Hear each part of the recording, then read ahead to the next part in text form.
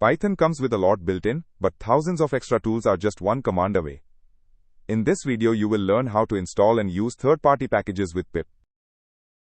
Python is powerful on its own, but the real world needs extras like HTTP clients, data tools, and more.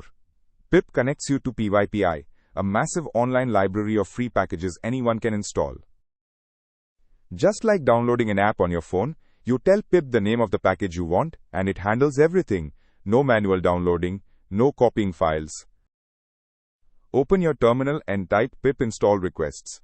Pip reaches out to PyPI, downloads the requests package, and installs it on your machine. You only need to do this once. Once installed, you bring the package into your script with import requests, the same way you would import any standard module. The installation step and the import step are completely separate. Here, requests.get sends an HTTP request to a URL and returns a response object. We then print its status code. All of that power came from one install command. This example uses only standard library modules, so you can run it anywhere without installing anything extra.